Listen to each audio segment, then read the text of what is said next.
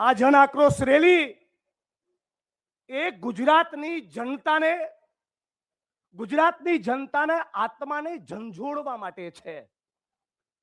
અને એટલા માટે ઝંઝોળવા માટે છે કે આ ધરતી એ રવિશંકર મહારાજ, ઇન્દુલાલ યાજ્ઞિક અને નરસિંહ મહેતાની ધરતી છે.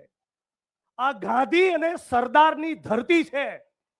અને એટલા માટે સમગ્ર ગુજરાતની 6.5 કરોડ જનતા એ સવાલ પૂછી રહી છે કે ભારતીય જનતા પાર્ટીના એક 56 ઇંચની છાતીવાળા નેતાનું ચરિત્ર એવું કેવું ઉજળું કે એપ્સ્ટીનની ફાઇલોમાં નામ આવ્યું છે. બહુ મોટા ઉપાડે દેશ ને દુનિયામાં જઈને ફાકા ફોજદારી કરો છો. હવે કેમ બોલતી બંધ થઈ ગઈ? આવો ને જવાબ આપો કે જેફરી એસ્ટીનની જોડે આ વિશ્વગુરુ, તમે શેની સલાહ લેવા જતા હતા? વિશ્વગુરુ 8 વર્ષની, 10 વર્ષની, 12 વર્ષની દીકરીઓ એને એક ટાપુ પર લઈ જઈ આ દેશ અને દુનિયાના પૂંજીપતિઓએ એમની ઉપર બળાત્કાર ગુજાર્યા.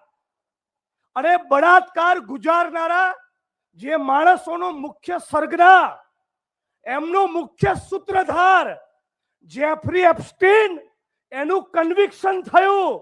એટલે કે ફક્ત આરોપ નહીં, ગુનો પુરવાર થયો કે હા, આ જેફરી એપ્સ્ટીન નામનો માણસ એ ટાપુ પર 8, 10, 12 વર્ષની દીકરીઓને આખી દુનિયામાંથી બોલાવતો, માનવ તસ્કરી કરતો અને એની ઉપર બળાત્કાર ગુજારવા માટે દુનિયાના મોટા મોટા સેલિબ્રિટીઝ અને પૂંજીપતિઓને આમંત્રણ આપતો.